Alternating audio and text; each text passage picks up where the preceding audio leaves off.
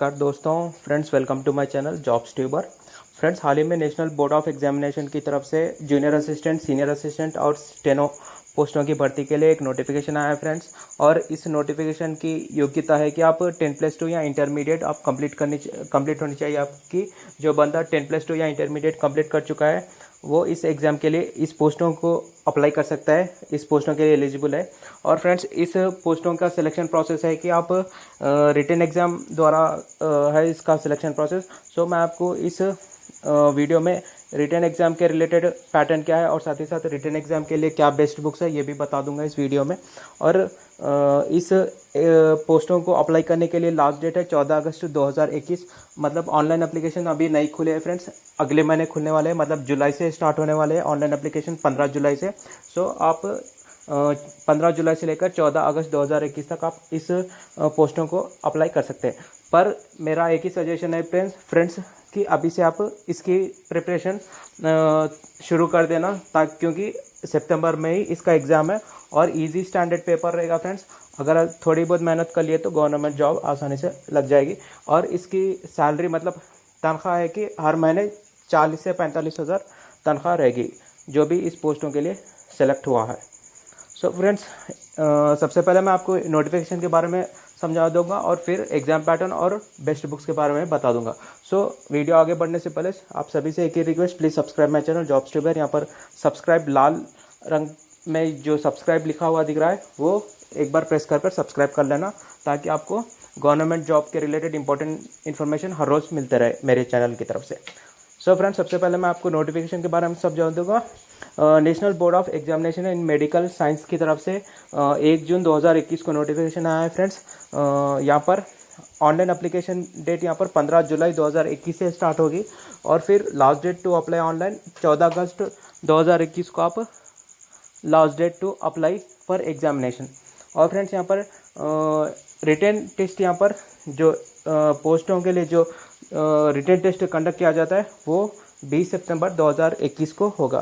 Computer based exam रहेगा। तो यहाँ पर डिटेल्स ऑफ वैकेंसी भी बता देता हूँ फ्रेंड्स। कुल मिलाकर 42 वैकेंसीज है यहाँ पर। फर्स्ट सीनियर असिस्टेंट वैकेंसीज 8 है फ्रेंड्स, यहाँ पर देख सकते हैं आप, यहाँ पर बता रहा हूँ। सीनियर असिस्टेंट वैकेंसीज 8 है, जिसके लिए आपको ग्रेजुएशन कंप्लीट करनी पड़ेगी। मतलब जो भी बंदा बीए, बीएससी, बीकॉम, बीटेक या कोई भी डिग्री अगर कंप्लीट किया वो इस पोस्टों के लिए एलिजिबल है। 8 पोस्ट सीनियर असिस्टेंट के। और उम्र यहाँ पर 27 साल से कम होनी चाहिए, मतलब 27 ईयर से आपकी कम होनी चाहिए उम्र। और फ्रेंड्स, नेक्स्ट बात करते हैं जूनियर असिस्टेंट पोस्टों की। यहाँ पर कुल मिलाकर 30 पोस्ट यहाँ पर दिए गए जूनियर असिस्टेंट पोस्ट। और इसके लिए आपका क्वालिफिकेशन 10+2। फ्रेंड्स, यहाँ पर कंफ्यूज ना होना, यहाँ पर passed senior secondary examination. Senior secondary examination मतलब 10+2 मतलब इंटरमीडिएट या 10+2 या HSC। जो भी बंदा HSC या 10+2 या इंटरमीडिएट पास हुआ है वो इस जूनियर असिस्टेंट पोस्ट के लिए एलिजिबल है। यहाँ पर सीनियर सेकेंडरी एग्जामिनेशन का मतलब 10th नहीं है फ्रेंड्स। सीनियर सेकेंडरी एग्जामिनेशन का मतलब आप 12th स्टैंडर्ड पास होनी चाहिए कोई भी स्ट्रीम से। और साथ ही साथ आपको proficiency in use of computers की बेसिक नॉलेज होनी चाहिए, मतलब MS वर्ड, MS एक्सेल के बारे में थोड़ा बहुत ज्ञान होनी चाहिए। और फ्रेंड्स, यहाँ पर उम्र भी यहाँ पर आपकी 27 साल से कम होनी चाहिए। और तीसरे पोस्ट की बात करूँ तो जूनियर अकाउंटेंट पोस्ट, यहाँ पर 4 वैकेंसीज है जूनियर अकाउंटेंट पोस्ट के। और इसके लिए आपको बैचलर डिग्री विथ मैथ्स और स्टैटिस्टिक्स और ए डिग्री इन कॉमर्स, मतलब आपकी डिग्री या तो मैथमेटिक्स या स्टैटिस्टिक्स या कॉमर्स में आपकी बैचलर डिग्री कंप्लीट होकर रहनी चाहिए। और साथ ही साथ फ्रेंड्स, यहाँ पर एक्सपीरियंस भी 3 साल का एक्सपीरियंस रहनी चाहिए कोई गवर्नमेंट इंस्टीट्यूशन में related to computer based job रहनी चाहिए। 3 साल का एक्सपीरियंस। और साथ ही साथ उम्र 27 साल से कम होनी चाहिए। और फ्रेंड्स, यहाँ पर वैकेंसीज कैटेगरी वाइज भी बांटे गए हैं। सीनियर असिस्टेंट के कुल मिलाकर 8 वैकेंसीज है, इन 8 वैकेंसीज में से अनरिजर्व्ड 3, SC भाइयों के लिए 1, ST 0 मतलब जो ST कैटेगरी से है वो भी अप्लाई कर सकते हैं, बट उनके लिए रिजर्व वैकेंसीज नहीं है, वो अनरिजर्व कैटेगरी के लिए एलिजिबल है। मतलब अनरिजर्व जो 3 वैकेंसीज है उन वैकेंसीज के लिए वो एलिजिबल है, वो अप्लाई कर सकते हैं। और OBC वालों के लिए 4 रिजर्व वैकेंसीज है। जूनियर असिस्टेंट के कुल 30 वैकेंसीज है, जिसमें से अनरिजर्व 5 वैकेंसीज, SC 6, ST वाले भाइयों के लिए 3 वैकेंसीज और OBC वालों के लिए 16 वैकेंसीज। जूनियर अकाउंटेंट के 4 वैकेंसीज, जिसमें अनरिजर्व 2, SC 1, ST कोई नहीं, मतलब ST वाले भाई अनरिजर्व वैकेंसीज के लिए एलिजिबल। जो 2 वैकेंसीज जो अनरिजर्व या ओपन कैटेगरी के वैकेंसीज है उन वैकेंसीज के लिए एलिजिबल है। और OBC रिजर्व वैकेंसीज 1 है। और एसेंशियल क्वालिफिकेशन मैं आपको बता चुका हूँ फ्रेंड्स। और एज लिमिट है फ्रेंड्स आपकी 18 साल से ज़्यादा रहनी चाहिए आपकी उम्र, और साथ ही साथ 27 साल से कम रहनी चाहिए।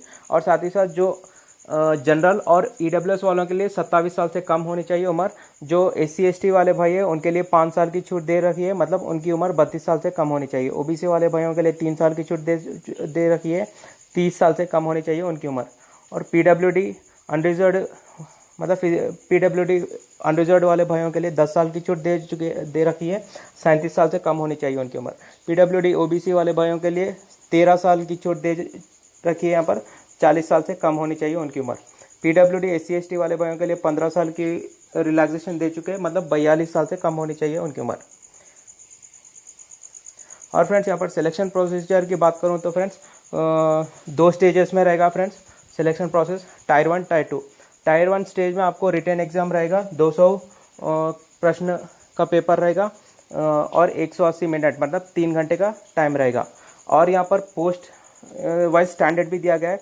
जो जूनियर असिस्टेंट के लिए अप्लाई कर रहा है उसका जो क्वेश्चन पेपर रहेगा वो 10+2 ईजी लेवल का रहेगा, मतलब इंटरमीडिएट स्टैंडर्ड का रहेगा। ईजी क्वेश्चंस आएंगे compare to senior assistant junior accountant के। सीनियर असिस्टेंट पेपर थोड़ा बहुत डिफिकल्ट रहेगा जूनियर असिस्टेंट के पेपर से, ताकि उनके जो क्वेश्चन पेपर रहेगा वो डिग्री लेवल का रहेगा, और जूनियर अकाउंटेंट का भी डिग्री लेवल का रहेगा। और साथ ही साथ फ्रेंड्स यहाँ पर नेगेटिव मार्किंग भी दिए गए हैं फ्रेंड्स। हर क्वेश्चन के राइट होने पर 1 मार्क आपको मिलेंगे, बट रॉन्ग होने पर -0.25 मार्क्स आपके टोटल मार्क्स में से माइनस होंगे। और फ्रेंड्स स्टेज 1 के बाद जो भी बंदे स्टेज 1 या टायर 1 में मार्क्स ला चुके हैं और फिर बाद में मेरिट लिस्ट निकाले जाएगी और फिर उन्हें सेकेंड स्टेज 2 के लिए सेलेक्ट किया जाएगा मेरिट लिस्ट प्रिपेयर कर। और स्टेज 2 में यहाँ पर computer knowledge and skill test रहेगा, वो भी 100 मार्क्स के लिए रहेगा फ्रेंड्स। यहाँ पर 75 मिनट टाइम रहेगा। So friends computer skill test रहेगा फ्रेंड्स यहाँ पर देखा जाए तो। इस पोस्टों के लिए कोई इंटरव्यू नहीं है फ्रेंड्स। कुल मिलाकर 300 मार्क्स का पेपर रहेगा, जिसमें 200 मार्क्स रिटन टेस्ट के रहेंगे और 100 मार्क्स कंप्यूटर टेस्ट। और दोनों स्टेज में आपको अच्छे मार्क्स लानी होगी अगर इस पोस्ट के लिए अगर आप सेलेक्ट होना चाहे तो। यहाँ पर रिटन टेस्ट का सिलेबस यहाँ पर दे चुके हैं टॉपिक्स। इन टॉपिक से आपको रिटन एग्जाम में जो 200 मार्क्स का रहेगा रिटन एग्जाम, वो 200 प्रश्न 200 मार्क्स का रहेगा रिटन एग्जाम, वो इन टॉपिक से ही पूछा जाएगा। General intelligence and reasoning 50 marks 50 questions पूछे जाएंगे, और 50 मार्क्स के लिए general awareness 50 questions 50 marks, quantitative aptitude 50 questions 50 marks, और इंग्लिश कंप्रहेंशन 50 क्वेश्चंस 50 मार्क्स। और यहाँ पर इंग्लिश और हिंदी दोनों में पेपर रहेगा। इंग्लिश लैंग्वेज सिर्फ इंग्लिश जो सेक्शन है वो सिर्फ इंग्लिश लैंग्वेज में रहेगा। बच्चा जो क्वांटिटेटिव एप्टीट्यूड जनरल अवेयरनेस और जनरल इंटेलिजेंस एंड रीजनिंग है वो आपको इंग्लिश के साथ साथ हिंदी में भी दिया जाएगा प्रश्न।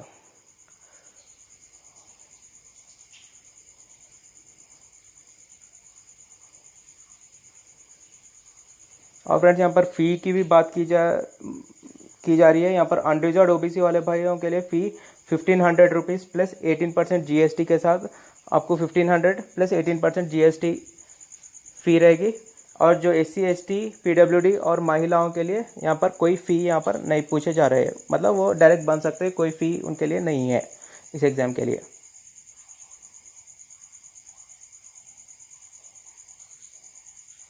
और फ्रेंड्स अब बात करता हूँ मैं आपको एग्ज़ाम के लिए बेस्ट बुक्स क्या है और किस तरह से इस एग्ज़ाम के लिए प्रिपरेशन करनी चाहिए। NBE junior assistant senior assistant examination pattern कुल मिलाकर 300 मार्क्स का रहेगा पेपर, 300 मार्क्स का रहेगा सिलेक्शन प्रोसेस, 300 मार्क्स रहेंगे टोटल। उसमें से स्टेज 1 ऑब्जेक्टिव एग्जाम जो 200 मार्क्स का रहेगा, और स्किल टेस्ट के लिए 100 मार्क्स। जो ऑब्जेक्टिव टाइप एग्जाम में अच्छे मार्क्स लाकर क्वालिफाई हुआ है वही उसी के लिए टायर 2 एग्जाम कंडक्ट किया जाएगा, जो टायर 1 में कम मार्क्स एलिजिबल नहीं है। सो टायर 1 ऑब्जेक्टिव टाइप एग्जाम रहेगा 200 मार्क्स के लिए, और टायर 2 स्किल टेस्ट या कंप्यूटर टेस्ट रहेगा 100 मार्क्स के लिए। और फ्रेंड्स यहाँ पर टायर 1 जो रिटन एग्जाम है उसमें आपको इन 4 टॉपिक से आपको प्रश्न पूछे जाएंगे: general English, reasoning, general awareness, numerical aptitude. और क्वेश्चन पेपर इंग्लिश और हिंदी दोनों में रहेगा। टाइम 3 घंटे का रहेगा। सो फ्रेंड्स मैं आपको इंपॉर्टेंट बुक्स बता देता हूँ। क्वांटिटेटिव एप्टीट्यूड 50 मार्क्स के लिए रहेगा सेक्शन। उसके लिए आप fast track objective arithmetic Arihant publication पढ़ सकते हैं। इंग्लिश मीडियम वाले जो हिंदी मीडियम में पेपर दे रहे हैं वो फास्ट ट्रैक वास्तुनिष्ठ अंकगणित बुक बाय अरिहंत पब्लिकेशन पढ़ सकते हैं। और साथ ही साथ वो बुक को प्रैक्टिस करने के साथ साथ प्रैक्टिस कर सकते हैं। प्रैक्टिस करने के साथ साथ उन्हें प्रीवियस ईयर के जो एसएससी सीएचएसएल, एसएससी सीजीएलई के पेपर से उन्हें भी एक बार प्रैक्टिस करनी चाहिए। और फिर जनरल अवेयरनेस के लिए जो 50 मार्क्स 50 प्रश्न पूछे जाएंगे, उसके लिए आप सिर्फ अरिहंत अरिहंत नहीं, आप एक काम करिए, लूसेंट जी के आप ले लीजिए। Arihant is not a suitable book, by mistake लिख दिया। लूसेंट जी के बुक आप पढ़ सकते हैं, या हिंदी वाले लूसेंट सामान्य ज्ञान 2021 बुक पढ़ सकते हैं। और साथ ही साथ उसके साथ साथ आपको करंट अफेयर्स 1 साल के पढ़ लेनी चाहिए। और लॉजिकल रीजनिंग के लिए how to crack test of reasoning by Arihant publication practice कर सकते हैं इंग्लिश मीडियम वाले। और हिंदी मीडियम वाले सामान्य बुद्धि एवं तर्क शक्ति परीक्षण बाय अरिहंत पब्लिकेशन प्रैक्टिस करनी चाहिए बुक। और उसके साथ साथ आपको एसएससी सीएचएसएल और एसएससी सीजीएलई के papers of previous year papers practice कर लेने चाहिए। और इंग्लिश सब्जेक्ट के लिए आप एक बुक प्रैक्टिस कर सकते हैं, objective English by SP Bakshi by Arihant series. ये मैक्सिमम बेस्ट बुक है फ्रेंड्स। जिन लोगों के पास टाइम कम है वो लोग इसके अल्टरनेट में आप English acumen by Gopal Verma sir की भी बुक पढ़ सकते हैं। सो साथ ही साथ आपको यूट्यूब चैनल्स भी यहाँ पर सजेस्ट कर देता हूँ, ताकि आप जब भी आपको फ्री टाइम मिले इन यूट्यूब चैनल्स में एक बार जाकर सर्च कर लेना, ताकि बेसिक नॉलेज मिले। English with Gopal Verma sir या इंग्लिश विद अमनवा सिस्तार का यूट्यूब चैनल आप देख सकते हैं। रीजनिंग के लिए आप English by Hitesh sir wifi study या Priyal ma'am reasoning 12 hours marathon का रीजनिंग यूट्यूब वीडियो देख सकते हैं। और क्वांटिटेटिव एप्टीट्यूड के लिए आप अड्डा 247 mathematics for bank exam videos देख सकते हैं, या grade up quantitative aptitude for SSC CGL, SSC CHSL 2020 के जो वीडियोस अपलोड किए गए वो भी देख सकते हैं। सो फ्रेंड्स ये था वीडियो। अगर वीडियो अच्छा लगा तो लाइक करना और साथ ही साथ चैनल सब्सक्राइब कर लेना। Thank you.